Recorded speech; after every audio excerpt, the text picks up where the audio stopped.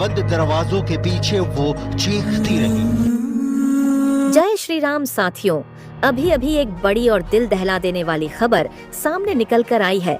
Kolkata rape case वाले मामले ने अब एक और नया मोड़ ले लिया है और सामने आया असली दरिंदा, जिसे देख हर इंसान की रूह कांप जाएगी। आपको बता दें कि जिस तरह से इस दरिंदे ने घटना को अंजाम दिया, वास्तव में यह घटना दिल दहला देने वाली है।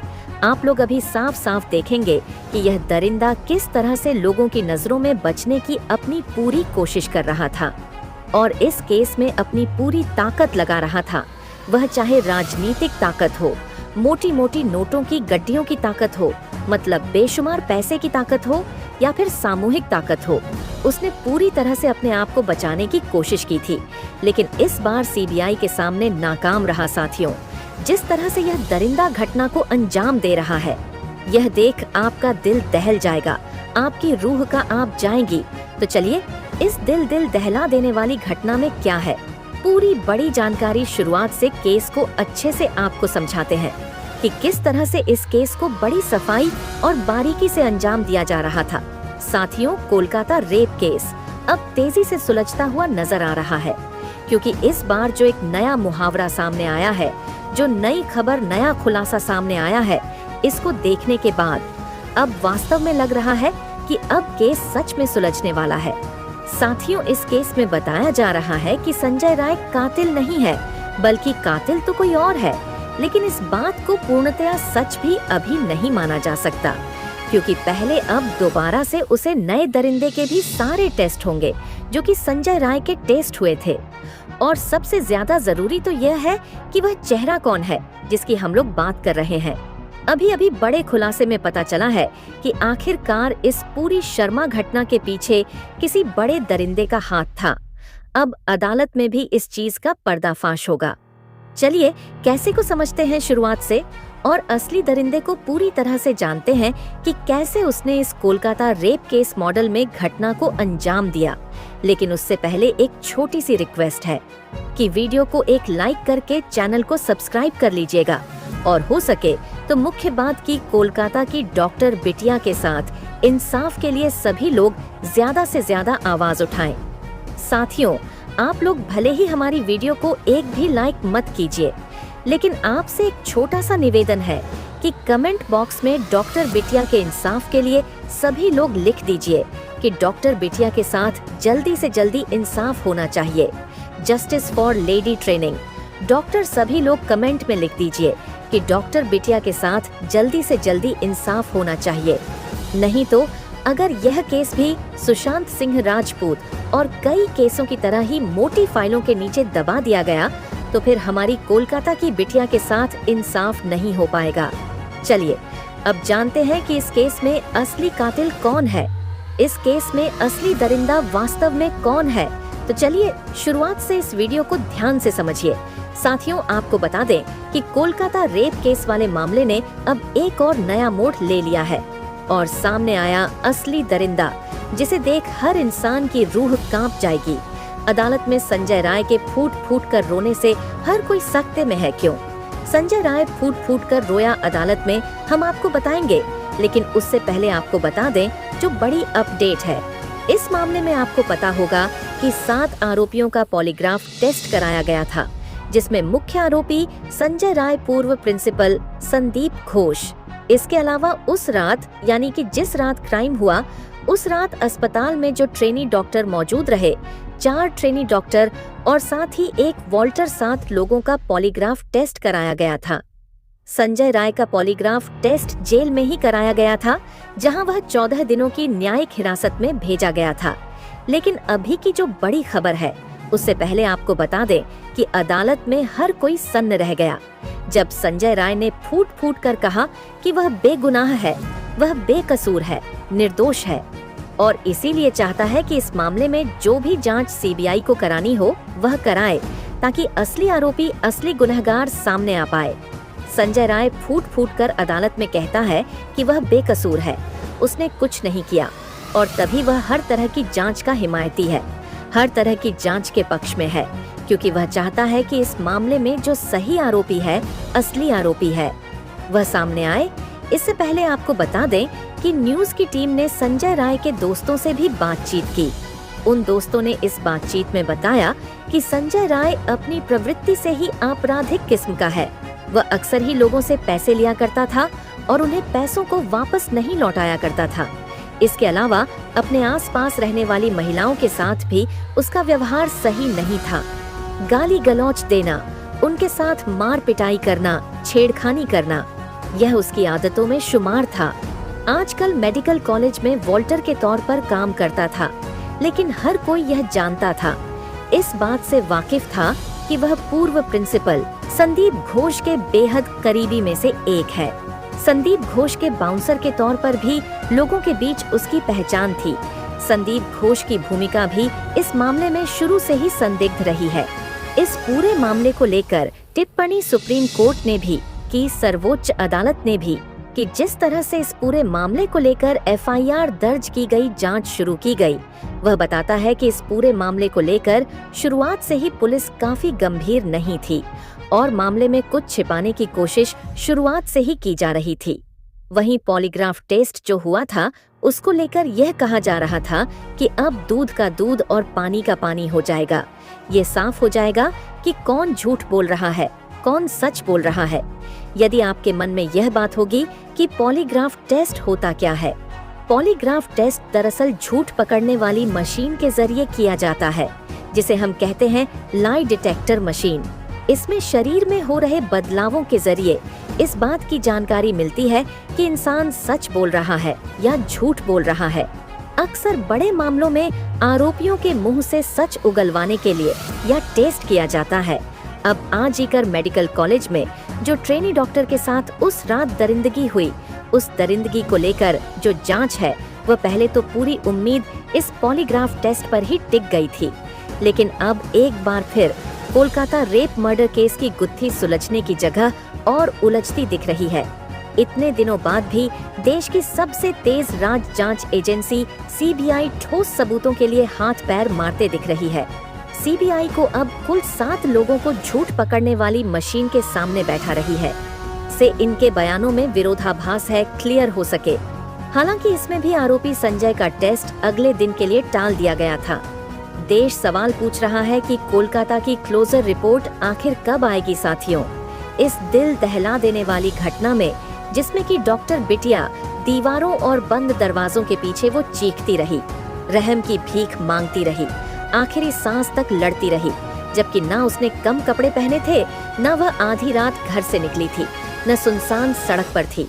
उसकी गर्दन में जान बचाने वाला आला था, फिर भी उसे नोचा गया होता गया, असमत लूटी गई, मौत के मुंह में झोंक दिया गया।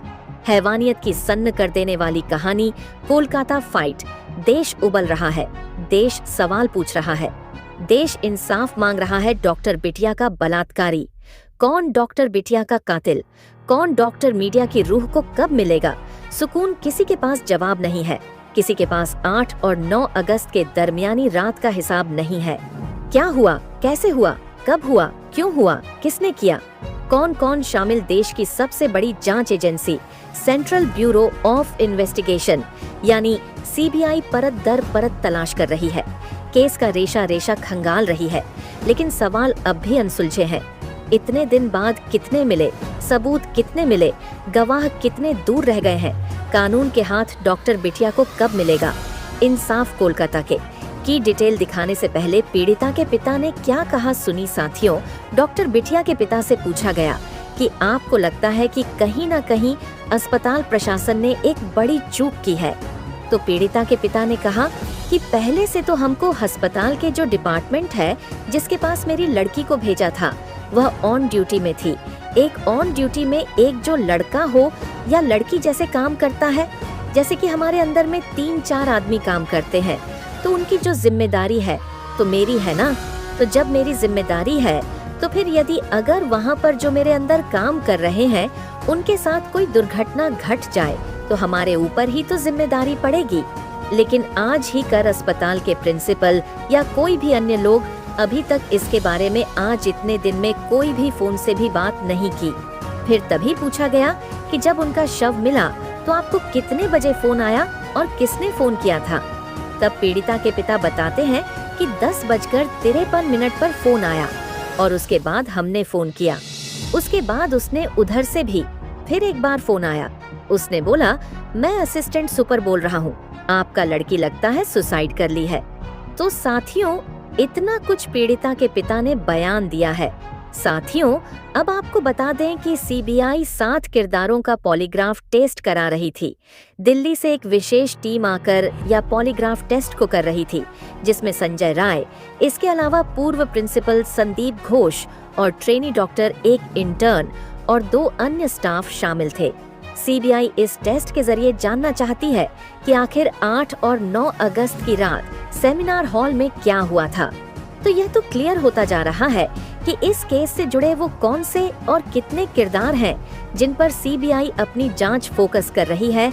नंबर 1 आरोपी संजय राय, जिसे 14 दिनों के लिए जेल भेजा जा चुका था, और नंबर 2 8 करोड़ का पूर्व principal doctor Sandip Ghosh, number 3 first year PG doctor और number 4 first year PG doctor, स्वामित्व नंबर 5 हाउस स्टाफ, गुलाब नंबर 1 इंटर्न, सुखदीप नंबर 7 अस्पताल का एक और स्टाफ। इन सबको पॉलीग्राफ टेस्ट से गुजरना होगा। डॉक्टर रेप मर्डर केस की कड़ियां बहुत उलझी हुई है। का मानना है कि जो भी बयान उसने अब तक दर्ज की है, उसमें कई बयान ऐसे हैं जिनमें विरोधाभास है।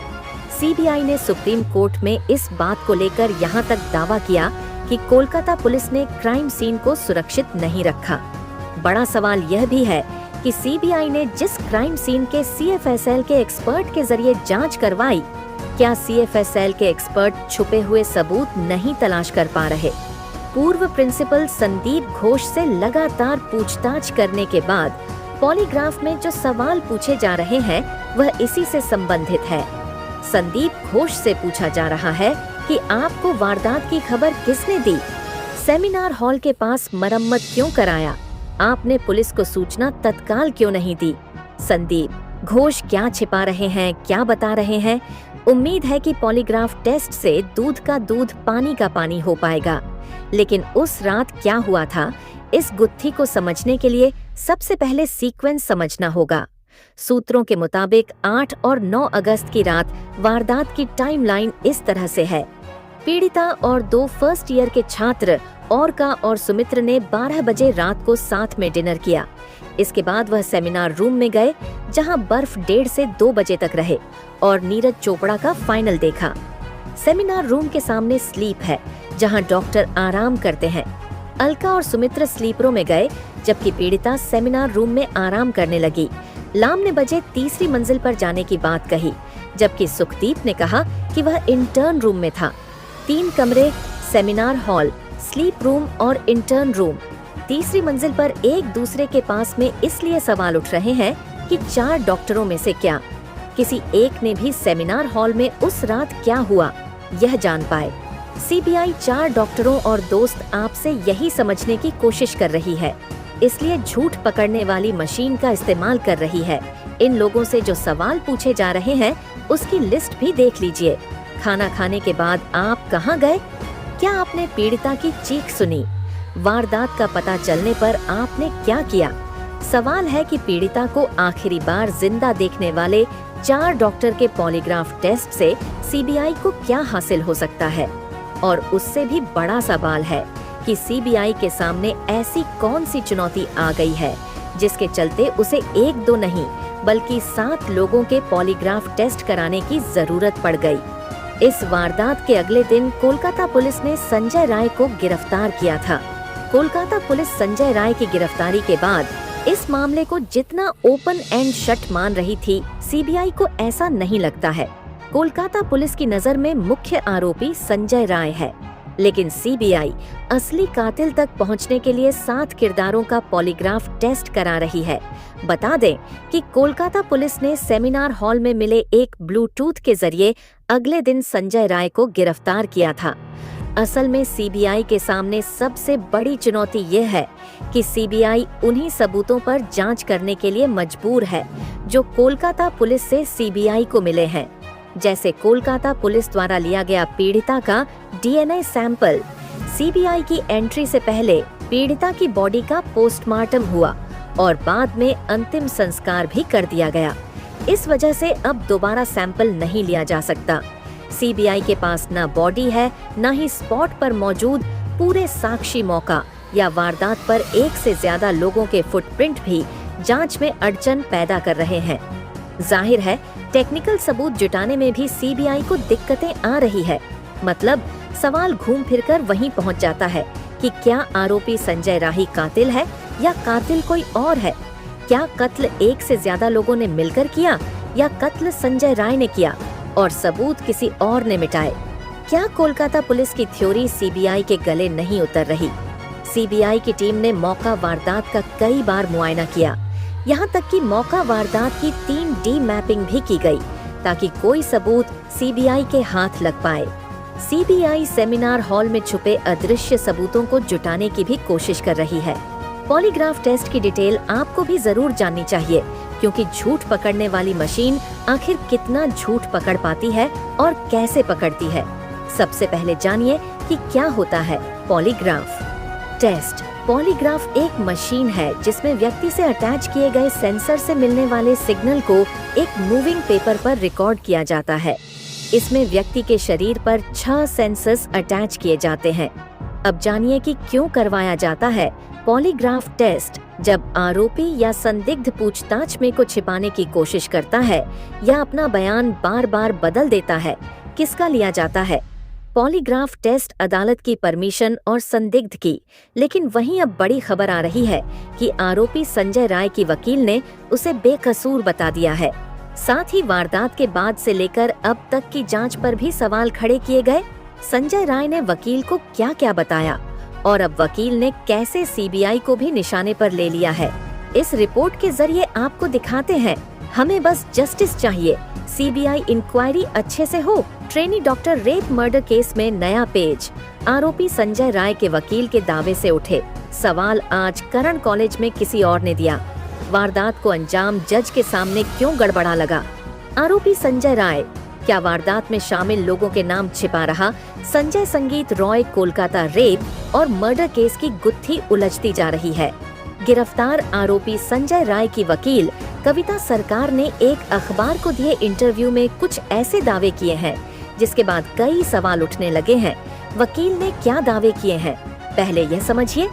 आरोपी संजय राय ने खुद को बेकसूर बताया। आरोपी संजय राय कुछ छिपा रहा है। आरोपी ने कहा उसे पता नहीं वारदात को किसने अंजाम दिया। सिर्फ सीसीटीवी फुटेज से संजय राय गुनहगार साबित नहीं होता। Trainee doctor rape murder case में कोलकाता पुलिस ने संजय राय को गिरफ्तार किया और मुख्य आरोपी बनाया। अब मामले की जांच सीबीआई कर रही है और संजय राय के खिलाफ सबूत होने का दावा भी किया जा रहा है। मगर संजय राय के वकील ने दावा किया है कि उसकी गिरफ्तारी आधे अधूरे सबूतों के आधार पर की गई है। सीबीआई की जांच का दायरा लगातार बढ़ रहा है, लेकिन अभी तक कोई नतीजा नहीं निकला है। वकील कविता सरकार ने आरोपी संजय राय से 23 अगस्त को मुलाकात की अखबार को दिए इंटरव्यू में वकील ने बताया कि मुलाकात के दौरान संजय राय डरा हुआ था, साथ ही वह तनाव और दबाव में भी था। कविता ने बताया कि पॉलीग्राफ टेस्ट के लिए कोर्ट ने जब संजय की रजामंदी पूछी तो वह मजिस्ट्रेट के सामने रोने लगा। वह खुद चाहता था कि उसका पॉलीग्राफ टेस्ट हो ताकि सच्चाई सामने आई।